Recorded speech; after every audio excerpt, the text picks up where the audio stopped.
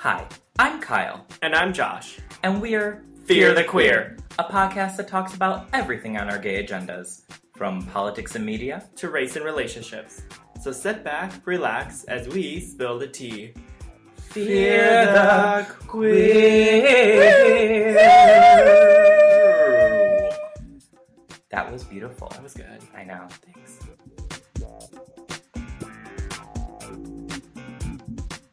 Good evening, listeners, and welcome to yet another episode of Fear the Queer. On today's episode, we will be discussing media and pop culture moments that happened from Stonewall to now. A little bit of our Pride Month series. Pride series! Yes, but before we begin, Josh, what are we drinking tonight? Well, since we're talking about the media and pop culture, we are drinking media martinis. Ooh, cheers, that are queers. just happen to be on the rocks. Cheers, queer. I love it icy. Mm-hmm. Oh. It's good. Mm-hmm. What's in it? Well, I'm not going to tell you, because you can check it out on our Thirst Traps page on our Instagram. I love plugging a thirst trap. Wink, wink. Before we get to the heart of our gay agenda, however, we will be having another Read My Rainbow, in which we talk about something happening in our queer little lives, and the other reads us for it. So, Josh, do you want to go first today, or do you want me to go first? Well, my Read My Rainbow is a little bit like, ooh, so, how about you go first? Okay, I'll keep it light. So the other day at work, I bartend, and I was cleaning off a dish. And I don't know about you, but anytime I see someone attractive, I always am like, I gotta help that person. I gotta help them. I gotta let me. I'm like, let me service you. So, I mean, pouring a drink. Come on. And we know what that third bathroom is. So I was like, okay, I'm cleaning this dish, and this hot guy walks up. And as I'm cleaning the dish, it slipped out of my hands, and it spilled all over my crotch. Only your crotch. Only my crotch, because it was at cleaning level in the sink, and the guy saw it. Did you hear wah, wah? In my head, it was like, oh. So the guy saw me, and I'm just covered in wet, soapy water. Aww. And he's like, oh, okay. I was like, oh, what can I get you? And I go to walk over to him, and you hear the in my shoes, because it's leaked down into my shoes. And I have it looks like I pissed my pants. Yeah. Is what it looks like. And so I get him a drink and I walk away, but as I'm walking away, it looks like I've peed myself. Aww. So, just another embarrassing Kyle moment trying to be cute in front of a hot guy. Did he leave a tip? He left a monetary tip, yes. He also he wrote on the receipt, don't do that next time. No, I'm just kidding. No, he didn't. Disgusting. Disgusting. Yeah, so, Okay. That was my rainbow. Okay. Very on brand. I will say that. I do know my brand. Yeah, you know your brand. And I wouldn't expect anything more or less from you. Thank you. Yeah. It's kind of like when we went to Beauty Bar and you were dancing in front of that cute guy that we kept calling Arms the entire night. Oh. And then you fell face first into the dance floor. Oh my God, no! I forgot about that. And then I stood up and I ran to the bathroom because I was so embarrassed. And everyone's like, is she okay? The funny thing is, too, is that Jill and I, walked away, our friend Jill, and we went to go find you. You weren't even in the bathroom. You were up against the wall in front of the bathroom just staring off into the distance. I was seeing my entire life flash before my eyes. And I'm like, I'll never dance again. In front of Arms. Oh, God. Oh, that's right. Mm-hmm. Yeah, Arms had nice arms, but that face. Honey. Yeah, Yeah. So, what is your rainbow? Okay, so my rainbow is kind of just ugh. So, I also bartend with you, but my other job is... Oh, you do? Shut up. But I work... For our listeners who don't know. Right, what? Shocking. But I also work at a medical fitness center during the day, for a day job, yeah. And so there's one of our members there who always would come up and demand a hug at the front desk. She would she'd just come up with her arms outreached, that they're tree branches, and she'd be like, come give me a hug. I want my hug. It's like a creepy family reunion. I know. It was just and it was, at first it was cute, but then it got so unnecessary because she would stop in, multiple times a day. She wants a hug when she comes in, she wants a hug when she leaves, and then she comes in, 2 times a day. That's 4 fucking hugs right there. And I thought I was needy. Right. And, the hugs weren't, warm and sweet. They were just, I don't know, aggressive and gross. Anyway, yeah. It's like a weird meet and greet for a celebrity. Right, exactly. Like you have to let them go now. Well, like, and I could not help but to hate this woman because I was just like, God, like, get away from me. I don't want your goddamn hug, especially since it's super busy up here right now and blah, blah, blah. You're like, I'm loved enough. Get away from me. I have friends. So what happened to her? She died. Yeah, she passed away. How? Did you hug her to death? No. Oh my God. I think this is not a laughing matter. That's not funny. I think she died of cancer. Oh, that's not funny, Josh. No, I'm not saying that's funny. Oh, no. I know, and I feel kind of guilty the fact that, like, I was not appreciative of her hugs. Did you know that she had cancer? No, it happened, like, immediately, and she died very quickly. God. Oh, wait, so she just found out? Yeah. Oh, my God. I wanted to be so silly and funny about this, and then you said cancer. Yeah. Oh, I don't. Oh, God. I have to think of some way to read you. And this is so bad, but the only thing that I can think of is that song, With Arms Wide Open. That is her right now. Oh, my God. Is that dark? We're laughing about a dead woman right now. But you know what? She went out with a hug, right? I think so. And, like, Was she found at the center? No. Oh, so she died at home. She died at home. Goals. She died in Okay, hospice, cool. Yeah. No, no, Josh, it gets worse. I know. I feel really bad that I just didn't like her hugs, but at the time it was just so overbearing. Do you think maybe she couldn't put her arms down because she's like, hey, arm day? Oh my God. Well, I'm trying to keep it light. The woman's dead. You know what? I'm just gonna say rest in peace, and I hope you get all the hugs you want. In the afterlife, right? Oh, that's all right. Oh God, I can't get over it. I'm sorry, I didn't know. Oh God, there's layers to it. I know. It's just like I hope. I'm sorry, but I hope that they put her in the casket and it says like free hugs. Kyle! What? It's, you know what, very on brand for her. I fall and I make a fool of myself. That's on brand for me. Oh my Free God. hugs. You know what? Know your brand, ladies and gentlemen. Yeah. And everyone in between. Yeah. Know your brand.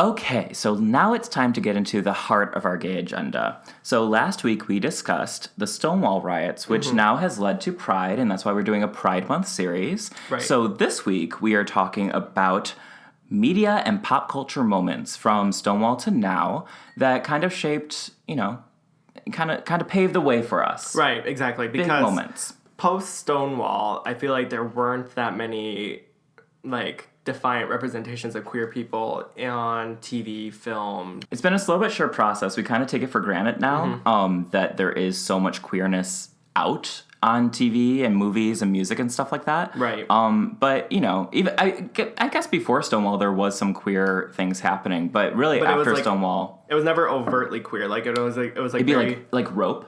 Right, it was just like... Alfred Hitchcock. Right, like, it's just like, it was insinuated they were homosexuals. Right, and now it's like outsatuated that it's homosexuals. Right. Just came up with that word, brand.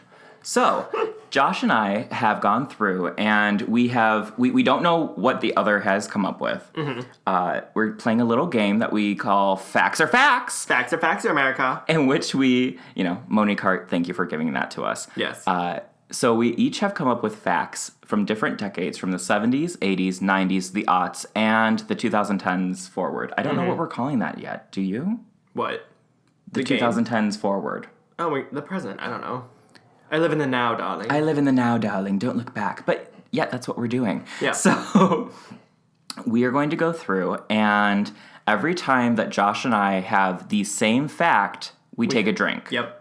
Or at the end of each decade, which is technically the end of each round, whoever has the most pop culture facts that they threw out there wins. And the loser has to take a drink. Sounds good to me. Yeah. All right. So shall we? Yeah, you go ahead and go first. Oh, okay. So we're going to start in 1970s, post-Stonewall. So right off the bat, I'm actually going to go with the first Hollywood film that was directed towards gay people and actually has gay people as the central characters. Okay. Yeah. It's called The Boys in the Band. It's directed by William Friedkin, who also did The Exorcist.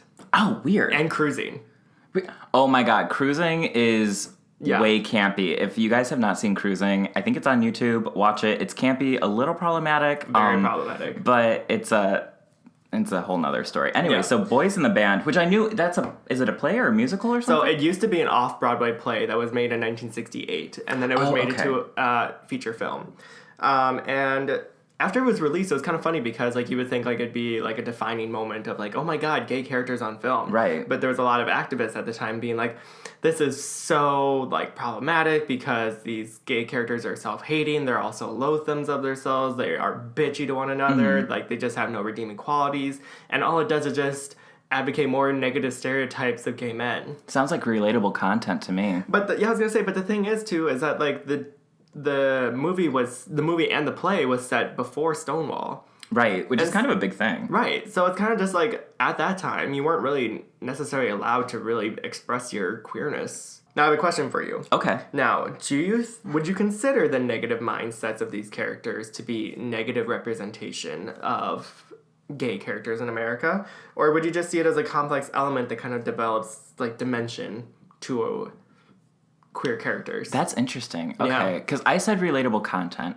and I think I'm allowed to say that now because we've had more media representation and it's not as one-sided. Right. I bet if it was like 1968 or 1970, whenever this came out or whatever, if I would have seen this, I'd be like, okay, that's like a poor representation of who I am. Because that's the only thing that's the only thing. Right. You know, you get frustrated when it's the only thing out there. And so I think back then, I probably would have been frustrated. Nowadays, I'd be like, oh, it's a fully dimensional character. I love it.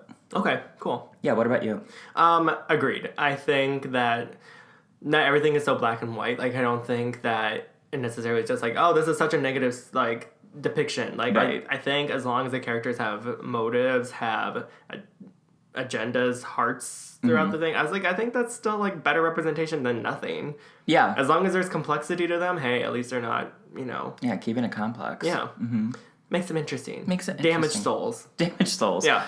Another relatable content. Right.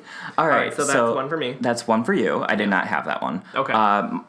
So for mine, I did 1972. The John Waters film Pink Flamingos is released. Yes. Which I don't have. You don't? Oh, you don't have that one? Okay. No. So it, obviously starred counterculture drag queen Divine and is notorious just for the poor taste. And it's kind of considered a post-structuralism art form. Okay. And even though John Waters had done a few movies before that, it did put him and Divine on the map as, like, poor taste and trash. Queer audiences love it because it is kind of like commentary on society. But, like, a lot of heteros and, like, film people were not into it. Of course not. They were like, they don't get camp. Yeah, they're like, I don't get camp, as we saw at the Met Gala. So that was mine. Okay. That was like a major moment. And I think a lot of people, their takeaway is just Divine eating dog poop, but... Right, which... that spoiler happened, alert. right? Yes, it did. Oh, Divine. It did. Well, what a method actress. Iconic. Yeah, okay. So my next one is, do you have the TV show known as All in the Family? No, I don't. Okay. I don't know if I've even seen... Wait, is that with the one guy? The like, Archie dad? Bunker. Yes, okay. Yeah, Archie Bunker. And he's like a bigot. And... probably why I haven't watched the show. Well, the great thing about All in the Family is the fact that it stars this bigoted man. Kind of like it's funny because we always call them, like, the Trump supporters. Yeah. Like, Archie Bunker is, like, the archetype of what a Trump supporter is. Okay. Like, ignorant, lives in his own little world, doesn't understand how the world works, things like that, outdated. The counterpoint of the show is that his son-in-law and his daughter are hardcore liberals and considered hippies. Oh, okay. Yeah, and so they always counteract his bigotry with being like, no, these are actually the facts, Dad. Like, you should wake up and learn how to, like, become a better person. Okay, so that's kind of a good thing. Yeah, so and actually, I would say All in the Family is a pretty good liberal-based, like, progressive show. Because one of the first episodes actually features one of the first gay characters on a sitcom. Really? Yeah. So the storyline, I think the episode is called Judging Books by Their Covers. Okay. Yeah, so Archie's daughter has a friend come over, and he's, like, has, like, this flamboyant taste to him. He likes flashy clothes. He kind of talks with, like a flashy mannerism and things like that. Is it me? Well, I mean, you are that old. I won't deny it. Yeah. And Archie immediately was just like, oh my god, that guy's such a fairy. Yeah. And his son-in-law is just like, no, he's actually straight. You're only saying that he's gay only because you think of these negative stereotypes of gay men. Oh. And Archie's just like, no, he's still a fairy. When actually he's not. So then later... I'm shook by that. Yeah. And then later, Archie goes to a bar and meets up with his old friend from college named Steve. And Steve was like a former linebacker for the football team, like super macho and buff. And he adores this guy because it's like everything that Archie wants to be. Machismo and like all-American and things like that. Look at that guy. Yeah. Woo. On the side, while Archie and Steve are catching up, the bartender whispers to Archie's son, being like, yeah, it's okay that Steve's in here because, you know, he's not that type. Like, you know, he keeps it to himself, and he doesn't bring his friends in, so he's cool with us. Wait, about Archie's friend? Mm-hmm. Steve. Meaning, like, that he's gay. He's gay. He's straight up gay. Well, I don't like that bartender for assuming that they would have bad friends to bring in. We bring the party. Well, the funny thing is, too, is that, like, it has so many elements to it. One, he's saying that, like, oh, it's okay that he comes in because he passes as, like, a straight person. Right. Ooh. And it also points out the fact that there are stereotypes against gay men at the time that should be combated. Because Steve, being a homosexual man, you wouldn't be able to tell through stereotypes. Whereas the son-in-law's friend and the daughter's friend... Who's straight. Yeah, is kind of flashy. He thought was gay. Mm-hmm. Wow. Yeah. I want to watch this episode now. I'm very intrigued, actually. Yeah, it's actually a really cool episode because it ends with Archie and Steve doing a arm wrestling contest. And that's where Steve, of course, comes out to him. Are they, like, doing it? And he's like, I'm gonna beat you. No, I'm gonna beat you. No, I'm gonna beat you. Hey, I'm gay. And he's like, I'm gonna beat you. What? It's kind of like that, yeah. Yeah, and of course, like, Steve wins because Archie's like, what?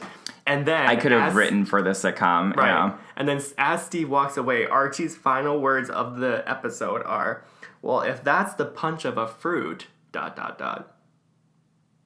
That's it? Meaning, like, holy shit, I was wrong this entire time. Well, if that's a gay... Right. Right. That's... I know, it's kind of a weird way to end it. It was the 70s. Yeah, we're still in the 70s decade. There was a laugh track, I'm sure, that was... Like, Yeah, exactly. Yeah, okay. Well, I definitely didn't have that on mine, but I'm glad you had it on yours, because now you can watch it. I learned something new, ladies and gentlemen. Yeah, All in the Family's on Hulu. It's one of the first episodes, so go ahead. No shit. Okay, cool. Wow, Kyle's shook. I'm shook because I know everything. So something I didn't know. I love learning new things. Yeah. All right. So my next one is from 1975, Rocky Horror Picture Show. Oh, yes. Yes, which a lot of people love. It's become a cult phenomenon. And it features queerness on different levels, whether it's sexuality or gender. And still to this day, as most of you guys know, it is a midnight film. Everyone loves it. They still get dressed up and all that good stuff. Mm-hmm. While this is significant in, I guess, the queerness over, Thunderdome storyline, it is a little problematic nowadays. Mm-hmm. There's like language has evolved. There's also some say that what is that song like tranny from? Well, it's Dr. Frankenfurter, played by Tim Curry, who I adore. Right. Yeah. He has a song called "Sweet Transvestite from Transylvania." Oh yeah. So kind of problematic nowadays. Yeah. It can be. I guess you could look at it as a tongue-in-cheek sort of thing. Yeah. It's like. And that's sort of just more of like, how do you take it? Right, yeah. Right. But there's also a few scenes that could be considered like non-consensual sex practices. Oh, yeah. Yeah, like when Dr. Frankenfurter tricks... oral sex, he tricks Brad and Janet and like performs oral sex on them. Like, I'm like, oh, this could be a little... I don't know if it holds up in the Me Too movement as well, unless we kind of look at it through a critical eye. But I added it to my list just because I feel like it is still such a cultural phenomenon and is so queer. Oh, yeah. And still, like, around to this day. It's an overtly queer movie, and it's one that, like, audiences love still to this day. Right. So maybe as long as, like, we think about those moments in the movie and are like, ooh, yeah, that's a little problematic, but I still love it. Yeah. There's tons of movies like that. There's tons of movies like that. So, was that on your list? No, it was not. Oh, okay, cool. So, which I'm actually kind of surprised by. Yeah, it's a big one. Yeah. Okay, what's your next one? Okay, so my next one is actually going to be bringing up the topic of gay anthems. Woo! Yeah. Okay, what's a gay anthem? Well, I feel like we have to go with the definitive gay anthem. Okay. You don't know? Well, I had one that I thought was from the 80s. What is this one? I have one that sets it back a little bit further. 1978. Oh, come on. I Will Survive. I Will Survive. Yeah. Gloria Gaynor. Yeah, Gloria Gaynor. And so, at this time, 1978, like, disco was at its height. Like, mainstream audiences loved disco. I still love disco. Right. But the funny thing is that disco originally started, like, in the gay clubs. Oh, yeah? Yeah, it used to just be, like... It's always the gay first. Right. It's always, like... Well, it was counterculture against rock, which was very heavy at the time. Right. And like, punk. Yeah, and punk, and gay people just were like, no, I'm sick of this trash. Like, let's boogie it up, honey. Let's do poppers and dance, shirtless. Yeah. Yeah, exactly. And so, when I Will Survive come out, which talks about, like, dealing with hardships and being able to, like, persevere through it, obviously the lyrics are going to resonate with a gay audience. Oh, for sure. And what year did that come out? 1978. Okay, so it is 9 years after Stonewall. Mm-hmm. So yeah, it's still kind of fresh. Right, it's fresh, and well, I think at that time it's like a point where it's like liberation kind of sets in. Definitely. Where it's just like Stonewall's happened, we're on the right path to get things forward. Like, let's celebrate our queerness, and it's still clearly used to this day. Like, definitely. Like it's still a bop. Well, yeah, like Pride last year, like it was still played throughout all the clubs. Mm-hmm. So, the birth of a gay anthem. Yeah. There might be a few more before that, but I do think that's one of the most definitive ones. Oh no, that definitely came before the one I was thinking of. Yeah. Now, kind of going off disco. Yeah. My next one is about the Queen of Disco, also from 1978. Donna Summer? No. Oh. This queen is Sylvester. Oh! You know Sylvester. Yeah. Yes. Yes!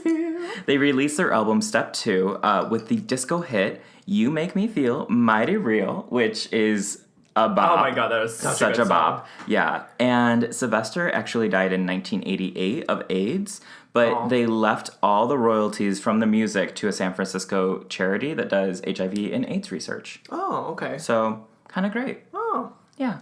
Yay. So another disco anthem. Another disco anthem. Yeah. Also big during Pride. Right. So I did not have that one. Did you have any others? Not from the 70s, no. I think we're tied 3-3. Oh yeah, because I had... Oh yeah. One. Oh yeah. Yeah, we're tied. Okay. So the 70s were tied. Yeah. And now we're moving on to the 80s. Right. Which... You said, let's just keep it going. You said you had a gay anthem from the 80s. I did. Okay, so this actually goes into it. 1980, Diana Ross. Oh! Yes. She releases... Upside Down. Literally, I'm going to throw myself upside down. Endless Love. Endless Love. It's I'm Coming Out. Yep. Which is... a huge... So good. Right. And actually, when she released it, do you know this? When she released it, she did it as like a way of saying, oh, I'm going to get away from Motown. This is my new image. I'm coming out. Oh. And then like a producer was like, oh, girl, that's about like, that's like gay people saying I'm coming out. And she's like, what? And it like, she was shook. Yeah. Now she's like fine with it. But she was like, that's not what I was trying to say. So yeah. Did she think that people were like, she was a lesbian? Yes. No, people were like, oh my God, is she a lesbian? Yeah. And obviously, like, nowadays, that kind of can make your career. If you're like, yeah, I'm a lesbian or I'm gay. Like, it kind of, like, helps. Yeah. But 1980, oh, no, that was not working for her. But yeah, I'm Coming Out was 1980. And, talk about, I would even say I'm Coming Out was probably, like, neck and neck with I Will Survive. They're both big ones, yeah. Yeah. Well, didn't Diana Ross, like, wasn't that song, like, kind of inspired by, like, drag queens or something like that? Yes, yeah. She had seen, like, what was it, like 3 drag queens or something. Like, I don't know the numbers. But she was, like, she saw these drag queens dressed as her, and she was like, they're so, like, full of life. I'm full of life, too. I'm gonna get my life. Life. I'm coming out. And they're like, Diana, that's a gay anthem. And she's like, what? Yeah. Huh, that's interesting. I wonder if Diana Ross was, like, one of the first early examples of, like, people who dress up and, like, like, when you do, like, celebrity impersonations. Yeah. I wonder if Diana was, like, one of the first big ones. I could see Diana. I could see, like, Judy Garland. I could see, like, Cher. Betty Davis. And I feel like all these women are still pretty standard for female impersonators. Oh, yeah. Iconic, honey. Iconic, yeah. Okay. So what's yours? Mine, actually, we're going to go away from disco a little bit to something tragic because the 80s, as you know, was full of the AIDS epidemic and having to deal with that. And you are full of sad news today, I Josh. know. But, I mean, we have to know our history. That's true. And in the 80s, it was very prominent that Ronald Reagan wanted nothing to do with the AIDS epidemic. He refused to comment on it. He tried to ignore it and literally just left millions of people behind. And all I have to say is this. Fucking rotten hell, Ronald Reagan. I think hell would be too nice for him. That's how low I think of Ronald Reagan and Nancy for that. Oh yeah, she can burn too. So I actually have this great zine. Sorry to interrupt. I have this great zine, and it has Nancy Reagan on the front, and it says like Nancy Reagan killed me, and it's like an anti-Reagan, pro like AIDS information zine that I got. Wow. Yeah. Anyways, rotten hell Reagans. Yep. So the AIDS epidemic. Yeah. Was there a specific thing? Well, actually, what I was going to talk about is their good friend, Rock Hudson. Yes. Yeah. Yeah. So, as most people know, this story, Rock Hudson was a very prominent male star of the 50s, 60s. He was considered like this huge sex symbol. Such a heartthrob. Oh, he was so handsome. Mm-hmm. And so many people, mostly women, would fall in love with him because he was so good on camera with like the women. His charisma with them were so... Well, all the time he was hiding that he was a big old homosexual. Yeah. So, trying to think of the date, if I remember. Anyway, Rock was diagnosed with AIDS. Mm-hmm. It was June 5th of 1984. He was diagnosed with AIDS. Jesus. Yeah. So, he kept it to himself for a year, tried to find help for it, but then his health started to deteriorate immediately. And probably was really obvious. Right. You could tell he was sick. Yeah. And so, finally, his publicist had to make a statement saying Rock is suffering from AIDS, which... was shocking to the public at the time because that was like one of the first celebrities to have AIDS. Right. Most of the time it was just like gay men in San Francisco. And or did New anyone York. know that Rock Hudson was gay? At this point, people started questioning like, well, he has to be gay then, right? Because it was gay cancer. Mm-hmm. Well, unfortunately, he died about a few months later. Only like, I think 3 months after his statement, he died. Once he died, People magazine actually came out with a cover story for him talking about him surviving AIDS for these past few years and also the fact that he was gay. Mm-hmm. Now, surprisingly, a lot of people actually were very sympathetic towards him because they grew up with him. They grew up with him and they knew him, and so they were just like, rest in peace, Rock Hudson, beautiful gay man. I'm sorry that you had to hide this for so long. The crazy thing is, too, though, is that unfortunately, as tragic as it was that Rock Hudson died, he actually became a face for AIDS, right? If that makes sense. Like, he was the person who kind of started we need to start doing research for this. We need to be able to help these people. We need to be able to... Reagans are going, oh my god, one of our best friends just died. Yeah, well, I was going to say, bring it back to the Which is really shitty, but... No, they didn't even comment on it. That's worse. They didn't even say anything. And he was one of their good friends. Yeah. And they just refused to make any public statement about him. I think they might have said something later, like, oh, like, he was a good friend of ours, rest in peace. But nothing having to do with AIDS. It's terrible. Yeah. And so, though the death of Rock Hudson was really sad, it kind of helped jump forward the AIDS research. Yeah. In terms of public notices. I mean, honestly... Okay, I don't have the same one as you, but I'm also going to piggyback off of the AIDS epidemic and talk about in 1987, Freddie Mercury being diagnosed with AIDS. So even though he was diagnosed with AIDS in 1987, Freddie Mercury didn't reveal that he had AIDS until 1991, just 24 hours before he passed away. Wow. Yeah. And just like just like Rock Hudson, Freddie Mercury was like, I don't want to be the poster boy for AIDS. Yet he kind of became the poster boy because he, besides Rock Hudson, he was a major celebrity that now was dead. Mm-hmm. So, I don't know. It kind of put the spotlight into saying kind of like, people are dying. Right, Something needs to happen. And people that you love and respect are also suffering from this too. Right. So and it's kind of sad that it had to take it that far for people to start realizing it, but... Well, did you know that I believe it was, around that time, America wasn't letting anyone who was diagnosed with HIV or AIDS into the country. Really? They were banned. Yeah. Oh, wow. So Freddie was in the UK. Obviously, we know that with his band Queen. But even if he wanted to travel to America to spread awareness, he couldn't. Wow. Mm-hmm. Oh, that's so sad. Yeah. But yeah, rest in peace. Yeah. So Well, do you have something? Freddie Do you have something lighter though? No, I don't actually. No. What's the next one? Because the next one is actually talking about how the effect of people like Freddie Mercury and Rock Hudson then start talking about in TV episodes and movies. Oh, okay. Yeah. So I have 3 TV shows that actually brought up around the time 3 frame. TV shows? Well, 2 TV shows, but 3 episodes. 2 Okay. episodes actually come from St. Elsewhere. Have you heard of that show? I must have been elsewhere. Oh my god. I'm just gonna go back in the closet now. Yeah. So St. Elsewhere was kind of like pre-beta ER. So it's like a medical drama show. Oh, I think I have heard of this. Yeah. And Yeah. So anyway, so in the first season of St. Elsewhere, there are 2 episodes that actually talk about queer topics. The first is the episode, I think it's called Release. And it was about one of the doctors who finds his old friend from college, and he's just like, oh, what are you doing here? Like, good to see you again. Like, you aren't sick or anything. And he's like, no, I'm getting a gender reassignment surgery. Oh, okay. And it's like one of the first episodes on... They'll probably discuss that. It sounds like it was a positive reflection. Right. I mean, I feel like if there was like any negative output against it, I feel like there'd be articles written about like the transphobic... Right. Well, it was reaction. the 80s, though. That's true. Anyway, the second episode, which actually focuses more on what we were talking about earlier, is called AIDS and Comfort. And oh, wow. Yeah, so this is only a few episodes later down the line, and a Boston politician checks himself into their hospital. He's like, I'm not feeling that well. Like, I need to know what's up.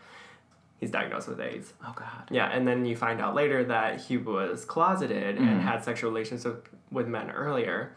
And then basically it was like one of the first times where it's just like, oh, this big politician on this American TV show. Like, he was fictional, obviously. Right. But it kind of shows, like, the impact of, like, a Rock Hudson, a Freddie Mercury, like... These famous people. It's not just, because the media and everyone was dehumanizing gay people to begin with. So they're like, well, if the gays die off, like, it doesn't matter. But it's these iconic figures that are dying now that it's so sad. That's what it's affecting them. Yeah. Yep. So... And then I have a second TV show. Have you ever heard of 30-something? No. Okay. So, weirdly enough, I heard about this show because it showed up on Because you're dating a 30-something? Wink, wink. That was good. So there was this old TV show countdown of, like, 100 most shocking moments on television. And I used to love those countdown shows. You're like, I'm shocked. Yeah, I am shook, sweetie. Spill all that tea. Actually, it was. There was like 100 episodes that like spilled that tea. It's just like, spill that tea, and it's like, okay, we get it. Yeah. So, one of the episodes of 30-something is actually the first time that 2 gay men were seen in bed together after sex. What year was this? 1989. Oh my goodness. So, yeah, and I've seen the episode. It's literally a minute-long clip of them they're shirtless, they're laying in bed together, smoking a cigarette, talking about their day. I love that. Yeah, right. And the controversy behind it was so big. Did people lose their minds? Well, all the advertisers pulled out of that episode, so they lost a lot of revenue in terms of like backing up production for that And they episode. didn't even warn them that they were pulling out. Sorry, it was there. I am trying to be educational here. You can have fun and be educational. That's fair. And then ABC, I think, or NBC, one of the big major networks, actually pulled it from summer syndication. Oh my God. So it's actually very hard to find that episode. You have to like again. go to the deep internet. The deep web. Yeah, the deep web to find it. And literally all it is just 2 gay men shirtless in a bed together. And nowadays... And that caused so much my controversy. God. And now you see people's asses, like, out on primetime TV. Can you say assholes how you just said it again? Oh, I meant to say asses, but then it just went further to assholes, so I was like, assholes. But it became like an asshole. Asshole. What's an asshole? It's like just before the hole. Right. It's like the little tush. It's like the little crack. Yeah. It's just like, oh my God. Oh my God, they're asshole. Oh, do you see that plumber? He has an asshole. I'm not calling butt cracks anymore. No. It's just assholes. It's an asshole. So Yeah. people pulled it from television because of that? Yeah. Wow. Well, we've progressed far, I guess. That's crazy. Now wow, I'm getting drunk. Now see people's assholes. Look at that asshole. I'm gonna be out, and next time someone like cuts me off or something, I'm gonna go, "You asshole," and they're like, "What'd you call me?" I'm like, "Asshole." Asshole. It's like a part of a car. Yeah. All right. So I had neither of those because I just have a Yelp review that says stop. So my next is going to be Madonna from 1989 when she released the album Like a Prayer. It included an insert called Facts About AIDS to encourage safe sex. So kind of also going off of the AIDS epidemic. And she did this because she was such a big, one of her best friends was Keith Haring, who we know also eventually died of AIDS. So it was kind of like a tribute to him and also trying to raise awareness. And I know we say like all these things about Madonna nowadays being like some crazy person and, you know. I mean, she's a legend. Yeah, she did a lot in the 80s. She got a little cuckoo now, but like at the same time, I'm like, well, she's always been around. Like she's never boring. She's never boring. Better to be bad than boring. So it was dedicated to Keith Haring? Well, it wasn't dedicated to Keith Haring, but she was paying tribute to him during the Blonde Ambition tour. Oh, okay. Yeah, so yeah, inside the Like a Prayer album, it had the facts about sex. Which is pretty big for a pop star to do. Oh, definitely. Like Madonna, that's like at the height of Madonna's career. Right. And of course, like she would do it at, that's smart. I mean, she didn't know it was going to be the height of her career, but she had built her way up to Well, that yeah, point. what I'm saying is that's really smart. Oh, yeah, like using your platform for something good. I always appreciate that with celebrities. So you did not have that for the 80s. I didn't have that for the 80s, Okay. but I did have another queer icon from the 80s. Who? George Michael. Aww. Yeah. R.I.P. Yeah. Oh, God, that one's hard. When Faith came out in 1986. So, little backstory, because a lot of people know George Michael is the gay icon as of today. Right. But back then, he actually wasn't out yet. I think he didn't come out till the late 90s, if I remember. Wasn't he kind of forced out of the closet? He was, only because he was caught, doing something. Kind of like, I think... It was like public sex or something. Yeah, which actually is funny. George Michael's actually very candid about how much he loves anonymous sex.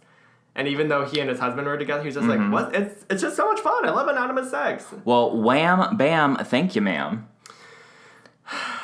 Thank you. Thank you. I'll be here all week. Yeah. All right, so that was the 80s. So you had 1, 2, 3, 4, and I had 1, 2, 3. I had 3. Oh, I win! All right, I'm gonna take a big Cheers. drink. Cheers. I'm gonna take a drink. Oh, you can drink too. You don't have to not drink, but... No, I want you to drink first. I'll have a sip. So anyways, we're going to... The 90s! Woo! When we were both born. Woo! As much as I like to deny that I was not born in the 90s, I was. 1990, actually. When were you born? 91? I'm Which younger. is... So 91, which is actually my first point. In 1991, the documentary film Paris is Burning is released. And I've talked about it before. This is one of my favorite movies. It's directed by Jenny Livingston, and it follows the New York City subculture of drag shows and balls and the queer people of color who inhabit these spaces. You know? Yeah. And it kind of brought to the forefront voguing and shade and all these like terminologies that people kind of misuse. Well, it's like now. The first media encapsulation of like everything that is super popular these days, like Almost like appropriation. Right. But okay, so if like most media is like straight or hetero, it took them almost 30 years to catch up to the gays. Right. I'm just saying, gay people are ahead of things. Now you see a bunch of 12-year-olds at DragCon who are like voguing and being like, yes, honey, spill that tea. I was on YouTube and I was watching like confessional things, and it was like one person's like go-to tagline was like, on this channel, and if she hears this, she probably won't hear it, I don't know. But if she's like, on this channel, we drink a lot of coffee and spill a lot of tea, and I just wanted to claw my eyes out. Yeah. And then I'm like, oh, we also said that. Yeah, at one point, you know. Well, it's funny too, because like you hear like all these like teen girls or white people being like, spill that tea, honey, yes, oh, boom, blah, blah, blah. The shade. Like, it's just like, and it's just like, oh, God. You got that from the people from the 80s. Right, like who then was queer featured people in... of color. Right. So that is my first one, kind of like, and that kind of introduced people to, you know, iconic members, legendary children such as Dorian Corey, Pepper LaBeija, Venus Extravaganza, Octavia St. Laurent, and Willie Ninja. Yes. Willie Ninja, father of Benny Ninja. Yes, who was on America's Next Top Model. That's right. Yeah. So actually, okay, so I have two that I'm going to go off of with you. Okay. They kind of split into two different ways for that. They go both ways. I love a bisexual queen. Yes. So the first I'm going to talk about is the new queer cinema movement, which actually has to do a lot with Paris is Burning because that's one of the very first ones. Mm-hmm. So for those of you who don't know what the new queer cinema movement was, it's actually a term coined by film critic B. Ruby Rich. So she was writing this essay. That's a good name. Right. She was writing this essay for, I think it was the Village Voice magazine, which does the pap and jazz, like, end of the year top 100 songs or whatever. Blah, blah, blah. Anyway, so she wrote this article discussing new queer cinema. And what that was a bunch of independent filmmakers that at that time seemed to be making queer-based films based off of their own queer experiences. Because most of them were queer independent filmmakers. Like Gus Van Sant and Greg Iarki and Todd Haynes and, you know. So it was kind of like this cool movement that started to help push boundaries in terms of character representation because these characters were just queer. They weren't necessarily positive lights of beacons of hope, but like queer people are also cool too. Like we're also good people, you know. Yeah, they can be a little messy. Right, they can be messy, but they also shy away from negative homosexual stereotypes of like the butch lesbian or like the effeminate gay. These were just people. We finally made it to the 90s. Right. It started happening in the 90s with like things like My Own Private Idaho and RSVP. And anyway, so the success of these movies started to rake in box office numbers and Hollywood finally started to catch on to it. And then movies like Philadelphia started to come out. Yeah. Oh. And then, you know, you see it like progress to like Boys Don't Cry and things like that. So a lot of like queer stories being told, but from like a white person lens. It was mostly white person lens, yes. I mean, granted, like we still have a lot of issues with like people of color represented in the gay community. But it was still, I would say, a start. Yeah. Yeah. You gotta start somewhere. Yeah. So that was one of mine. Did you have that? I did not. No, okay. The second thing is talk about, since you talked about the Blonde Ambition tour, let's just talk about it. Vogue. Come on, Vogue. Okay, so the Madonna, queen herself, Madonna. Madonna, we talked about her a little bit ago. So she was introduced to the gay club scene by the Extravaganzas. I didn't know that. Okay. They took her to a club and she saw the voguing ballroom dance scene and she's like, I'm inspired by this. I want to make a song about it. And so she writes Vogue, it's released, it hits #1, and the Extravaganzas are actually in the music video, along with a bunch of other male dancers who catapulted voguing from primarily a gay black Latino club scene in New York in Harlem. Right. That's like where it only was, to this worldwide phenomenon. Like, and then everybody started doing it. Everyone was into it, yeah. And I'm really into voguing right now. Yeah, exactly. Thanks, Vanessa Hudgens. So it's kind of interesting because her platform exploded this dance craze into the mainstream. And then the question kind of comes up is like, did she exploit these people or did she actually use her platform for good? Because in my defense, or in her defense, I feel like she did bring all the dancers who were known at the time. Yes, she did. Into the music video. They also performed on the MTV Music Awards. And then she also took them on the Blonde Ambition tour. Well, have you seen the documentary, Truth or Dare? I haven't seen Truth or Dare. Okay. And it highlights them, doesn't it? They do, yeah. No, they were like, they all were like, we're like a family. And she really just loved it. It's like Truth or Dare is good. Now you should also watch Strike a Pose. Have you seen Strike a Pose? I have not seen that one either. Also very good because then it catches up with all the dancers, you know, now, current. Right. And because Truth or Dare was released in 1990. Right. And then Strike a Pose came out in 2016. And Strike a Pose is actually about the legacy that they left behind with the voguing dance. And it's very interesting because, like, the dancers talk about Madonna, they talk about voguing, they talk about the ballroom scene, and it all kind of encapsulates maybe some of our worries, but also things we didn't know about. Yeah. It's good. Yeah. Did you have that one? I did not, no. Okay. So now it's your turn, because I just took 2. Okay, so take 3. Yeah.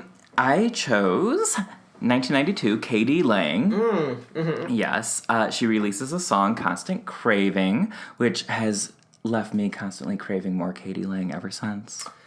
I know, the jokes are bad. But that year she was nominated for, I believe it was 3 Grammy Awards. Oh, really? And she only won 1. She won for the Best Pop Vocal Album. I mean, that's still better than nothing. Oh, yeah, no, it's great. Was that before or after Melissa Etheridge? That was before Melissa Etheridge. Okay. Actually, Melissa Etheridge, Melissa Etheridge came out then released the song Come to My Window. Yeah. And that was the first song that she released after coming out. Right. And that was 93. Okay. Yeah, so... Crawl inside, way by the light of the moon. Imagine if she just said, crawl inside. Well, we already said That's Come to My Window. Yeah. She's like, crawl inside. And then just stares. That's my pickup line. Yeah. I'm like, hey, crawl inside. And you're just like, Melissa Etheridge. Melissa Etheridge, that's what I'm referencing. Yeah. Side note, I know we're not into the 2000s yet, but there's a great moment in Glee when Santana comes out to her parents and she's singing Constant Craving. Well, it's funny, too, because... Another iconic, gay moment in media, I guess. Yeah, which is funny, too, because did you also remember when Britney and Santana, they were making out, and they're just like, well, how are we going to tell the Glee Club? And Britney was just like, should we sing Come to My Window? I love that. I know. Glee's a train wreck, but made me happy. Yeah. So, do you have another one? Yes, I do. What's your next one? Well, this is the big one. The big from the 90s. Yeah, okay, what's your big 90s? Ellen. I had you had Ellen. I had Ellen, too. I kind of figured, yeah. Okay, let's drink. Let's have a cheers. So, my next one comes in the early 90s. Okay. With the one, the only, Mama RuPaul. Releasing... Mama Ru! Releasing Supermodel, You Better Work. And it charts, the dance hit charts and... the dance hit charts. Hey, fun young people. It charts the dance hit charts. Yeah. And becomes an uber success on MTV. Mm-hmm. So we all know RuPaul because now... And that was the birth of her career. That was the birth. She had been in the Love Shack music video with the B-52s, but she wasn't known. Right. So that was the first this is she's famous now. Right. And MTV was kind of shocked because the music video was on MTV and they're like, what do we do with this? It's a drag queen. Right. And it was just super popular and kind of launched RuPaul's career. Obviously, RuPaul has had talk shows. RuPaul has had RuPaul's Drag Race, released books, released music, and RuPaul's Drag Race. She's become an icon and probably one of the most recognized LGBTQ persons in the world. Mm-hmm. So that was one of my points. Okay. A major media moment in the 90s. Yes. Do you have another one? I actually don't. Do you have? I do. I think I won this episode. Even though I drank. I don't know. So I have 1994, the MTV reality series. Real World? The Real World with Pedro Zamora. Is it Zamora? Zamora. Oh, man. God. I know. Give her an ethnic name. And she's like, what? I'm sorry, I'm white. God, I hate it. No. Pedro Zamora, who was the first cast member, as you know, who was with HIV positive and ended up was committed. He was the first cast member ever on the Real World show. Guess what? It was real. Yeah. In this world. Yeah, but the first with HIV who brought light to that epidemic and also ended up getting committed to his boyfriend. Okay, you worded Josh. that. Josh was like, he was committed, and I'm like, no, not I was like, you worded that really honey, quickly. I know. No, but he was one of the first reality showcases of someone living with HIV. Because at the time it was either fictional characters or you would only hear about it through celebrity gossip. Right, and it's instead of it being oh my god, it's fictional, it's not real. Well, the Real World, they did that. They did. All right, so drink up. Oh, yeah. Cheers. I'm going to cheers with you because I'm going to drink too. I don't know if it's just really... excuse your drink. Well, I was going to say, like, I know that you're losing, but you get to drink when you lose. So how is that you losing? I want to win. I don't know. I don't know. I don't know. We didn't think this through. All right. So we're moving on to the 2000s. Oh my gosh, we were catching up to our years. The golden years of life. Years, no. yes. So do you want to go first or do you want me to go first? You go first. Okay, so I kind of grouped two shows together. Okay. I did Queer as Folk and The L Word because they were both on Showtime and they were both like hit shows that showed queer people, gay men and lesbians, living their normal lives. And by normal lives, I mean like most of the characters were white and well off. So it was like not normal for all watching. Right. I was going to say, like, weren't they like all kind of rich too? They were like, well, not all of them, but they were doing okay. There was a few characters that had issues. Yeah. But I mean, like, if you look at Queer as Folk, it still looked at the lives of these like gay men and women, and it still talked about love and sex and hate crimes and friendship and adoption and the HIV epidemic. That's a mouthful. Don't give me that look. That was not supposed to be an innuendo. Yeah. But Showtime did that. They did that. They did that. Both shows. And did you hear that the L Word is supposed to be coming back? Oh, really? Yes, it's supposed to be coming back. The L Word was on TV from 2004 to 2009. I was gonna say the L Word I think is more relevant than Queer as Folk. Yeah, Queer as Folk is dated. It's very dated. I feel like it's good for the cultural dialogue to watch Queer as Folk, but I don't think that you're necessarily learning anything new by doing so. No. The L Word, I'm excited it's coming back. It's supposed to kind of like diversify and bring on new characters, bring on some old characters. I'm excited to see it. So that's just like one, I just did like a one thing. I just grouped them together. So I have the big gay defining moment of 2005, which I'm sure you probably have too. How could you not? High School Musical. Zac Efron. Oh, that was actually 2006. Close. I'm talking about Brokeback Mountain. I had that. Yeah. I had that one the too. Gay cowboy story. Yes. And, I mean, what is there to be said about Brokeback Mountain? Like, the gay cowboy movie, you know? It was the movie. It was the movie of the year. Everyone was talking about it. And it was like the first Hollywood film that featured two gay men as the center of the story. Mm-hmm. And I remember it was like supposed to win like Best Picture. It was like getting so much positive word of mouth. Right. It was like leading up to like this moment of like, oh my god, it's gonna win Best Picture. And then it doesn't. And what did it lose to? Crash. Which talked about who the fuck had watched Crash these days? White people who say like, I'm not racist, but that's who watches Crash these days. It's about learning about racism 101. So unfortunately, it was still a bit of a setback because even though there was like this great momentum of this movie, like getting a lot of positive recognition, getting a lot of box office like comeback and everything like that, we're just like, oh, are we finally ready for gay love stories in America? Mm-hmm. Not quite. No. Not quite. But it did set the ball rolling to, I think, what is now considered the modern day gay film. Oh, and in 2018, the film was selected for preservation in the United States by the Library of Congress. Oh, yeah. Yeah, for being culturally, historically, and aesthetically significant. And that's in quotes, honey. Yeah, so it's the most recent film to be added to the registry. Oh. I know, kind of crazy, that's right? Cool. Yeah. I guess 2005, yeah. 2005. It is dated now. 2005 is old. Right? Yeah. It needs to be preserved, honey. It needs to be So we both had that one. Okay, take a drink. Cheers. Both drink. Cheers. I just like slurp that shit. Yeah. Okay, your turn. Okay, my turn. All right, so I chose 2003 Angels in America. We obviously know that was on Broadway, written by Tony Kushner. Mm-hmm. And then it became a miniseries on HBO. Yeah. So, Angels in America, talked about AIDS, Reagan, which we also talked about, religion, and homophobia. And it was on HBO, so that's like a major moment in TV. Did you have that one? I did not have that one. And I also won a shit ton of Emmys. Yeah.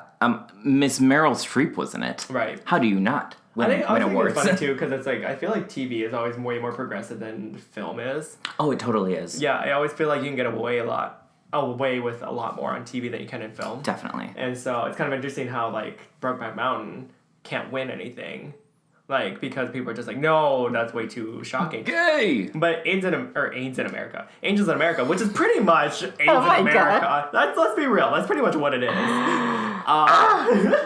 That's pretty much what it is, and it wins all these accolades and is considered like heroic and historic. So it's kind of interesting how two different mediums can't keep up at the same time. Also, just had like a reprise on Broadway. Yep. Yeah. Interesting. Yeah, exciting things. All right. So next up, what did you do? Oh, I have. Speaking of TV, let's just say it. Glee. I love Glee. I hate Glee. Oh. But I'm glad that you chose it. Right. I was like, but I feel like we need to give credit where credit's due. Glee did tackle a lot for a TV show. Was it messy? Hell yeah.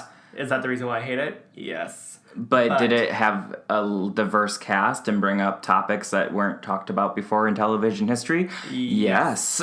Yeah.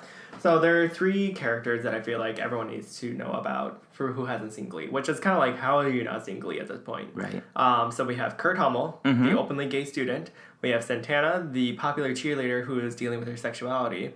And then we have Unique, who is the first genderqueer student at the Glee Club. So for those of you who live under a rock, Glee is basically about a show of choir students who join together to form this Glee Club. They all are considered like stereotypes of like the losers of like the world, and they all have things that are supposed to like keep them from being popular or whatever. Yeah. And the whole moral of the story is like, oh, this is actually what makes you special, makes you a star. I loved it. I love that shit. Yeah, I wanted to be on Glee. You probably would be on Glee. I wanted to be on Glee so badly. Did you remember watching the Glee Project? Yeah, did you want to be on that? Yes, I did. Yeah. Well, that's how Alex Newell, who plays Unique on the show. That's how she got on. Yeah, and she didn't win. And guess what? Everyone loved her so much. They're like, we have to keep this character. Right. So good. Right. I even wrote a side story that I could be connected to. Did you really? I did. My side story was I was a character. I was Kurt Hummel's cousin from Indiana.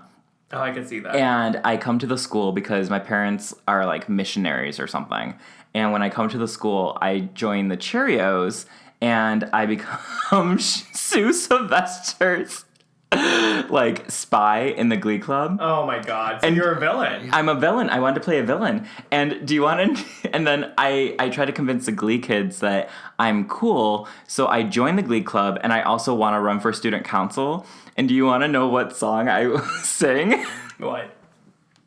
I'm sorry. It's I forget who sings, but it's the one that's like, I throw my hands up in the air sometimes, saying, ayo, gotta let Oh my go. god. Who sings that? Tayo Cruz? Tayo Cruz. Yeah, I sing that, and I always envisioned it that I would be singing it to the Glee Club, and I'd be pointing at them like, like a dynamite. How does that even relate to your character at all? Well, it was supposed to be like me convincing them to vote for me for student council. No, honey, no. Yes. Well, guess what? I'm not on Glee. I'm true. Sitting here doing this. Yeah, somehow that storyline actually would be more fun than like some of this I know. But yeah, Glee was really culturally significant to the point where I clearly had some breakdowns. Yeah. Loses the grandeur of being on the show. I had a lot of losing of grandeur. Yeah. Okay, so I have another one. Okay, what? Lady Gaga coming out as bisexual. Oh, yeah. To Barbara Walters and her Most Fascinating People special. Yeah. I will never get over that moment when Barbara Walters is talking to Lady Gaga about Poker Face, and she goes, "So Gaga, you're bluffing with your muffin." And Gaga's like, "Yes." Like... And Gaga at the time. Yeah, and I remember so many people were like, "Oh, she's just doing that for clout. Like, she's not actually bisexual." Like, and then when she released Art Pop, she was like, "Guys, I am bisexual. Just because I date men doesn't mean that I'm not bisexual." So yeah, try not to buy erasure of Lady Gaga, still queer. Mm-hmm. Well, she's very queer. Yeah. And it's funny too when you think of Lady Gaga because she was like in my opinion like in our age range and things like that. She was like the big first pop star that I noticed that like exploded onto the scene. Like, I've never seen anyone become that overly saturated that quickly. Yeah. And I remember she was so cool and different, and I think she was, like, advocate for gay rights, like, from the start, wasn't she? That was, like, part of her platform. Right. Yeah. Immediately. Like, it wasn't like... And it's funny, too, because, like, when you think of Lady Gaga today, like, you think of her as, like, A Star Is Born and this, classy lady. She'll always be poker face to me. Right, but I'm just like, no. Like, old school Lady Gaga is where it was at. She's, like, rolling on bar stools and, I love that. Blood dripping off of her and the VMAs. Another moment, not like a huge gay moment, but that was like... This is like... People were crazed. They were like, Gaga's bloody. And I'm like, yeah? Mm-hmm. I guess she kind of did. Yeah, it was a messy moment, but I loved it. So what's your next one? Well, this is actually my last one on the list here. Oh, okay. So I want to come full circle after Brokeback Mountain. Okay. Yeah. Moonlight. When Moonlight won Best Picture at the Oscars. Almost, it was like, 11 years later? 2016? Yeah. Oh my god, yes. So, 11 years later, like, Brokeback Mountain unfortunately lost the Oscar for Best Picture. Right. But Moonlight, I think, is going to go down in history. One, having the most hilarious announcement of winning Best Picture. La La Land! I want to scream, because I felt like it took away from it. But at the same time, it's the first movie that is a... movie that is a black LGBTQ It's the first movie. all-black cast LGBTQ-based film to win Best Picture. Oh, I love it. Mm-hmm. No, honestly, so good. And it's I think Moonlight is essential viewing for everyone. And I'm not just, like, like, Brokeback Mountain's a great film, But Moonlight, is, like... Everyone should see it. It's just It's so poetry. Yeah, it really is. It's fucking poetry. And I think it's really great that we've kind of come full circle from seeing the progress of the Academy voters, because, Oscar's so white, Oscar's so heteronormative, which isn't really that catchy, but, We're working on that one. Oscar's so straight. Yeah. Oh, that was kind of like last year. Yeah. Oscar's so straight, because it was like queer films with a bunch of straight people. Yep. Ugh. And then Green Book won. Yeah, I know. Yeah. Yeah, I know. Anyway, so that was your last one? Yep, that was my last one. one. So mine is Pose, which I've talked about Pose a lot. It's on FX, now available on Netflix, Ryan Murphy's new show. Mm-hmm. And it kind of connects to, Well, it connects to Paris is Burning, yes. So both I highly recommend. Everyone just go watch Pose. It is the first time that a cast is primarily made up of trans actors. Mm-hmm. And they're in reoccurring roles. Right, and it's set in the Harlem Ballroom scene of the 1980s. Right, so if you're like the voguing scene right before Madonna comes out. Right, and so if you're like, I don't know if I want to watch a documentary, I say watch Pose. It's done really well. Again, there's a lot of like trans and people of color writing and directing and producing and starring in the show. Mm-hmm. So it's done really well. Yeah. And it's Pride Month, so it's like the essential viewing. It really is. Yeah. And it's on Netflix. It's on Netflix, yeah. So watch it. Came out, May 10th they put it on? Yeah. So watch it, love it. I'm going to rewatch it before season 2 comes out. And Moonlight is also on Netflix. Yeah. Yeah, so... Good for Netflix. Yeah, good for you, Netflix. So everyone listening, go watch Moonlight. Go watch Pose. Mm-hmm. I don't know if anything else on our list is on there, but... whatever. You don't gotta watch it. Oh, Glee. Glee, yeah. Well, watch the first. Actually, just scratch that. Just watch Moonlight and Pose. Let's just finish our drinks. Yeah. Cheers. Cheers. We're drinking martinis with a straw on the rocks. Well, that was a good part 2 of our Pride Month series. Yes, Pride series. Next, we're going to get into historical, political moments that were pretty big from post-Stonewall to now. Yes. But hopefully you liked learning a lot about our pop culture references. We consider ourselves pop culture fashionistas. Little pop culture fashionistas. I'm fashionably late to everything, but don't be fashionably late, and remember to subscribe and like us on Apple Podcasts, Spotify, SoundCloud. If you'd like to, you can email us at fearthequeerpodcast@gmail.com. Mm-hmm. Anyways, as always, I say it. I'm Josh. And I'm Kyle. And we're Fear the Queer. Bye. Man, that last drink really fucked me up. I need water. Pride Month. Stay hydrated. Yeah.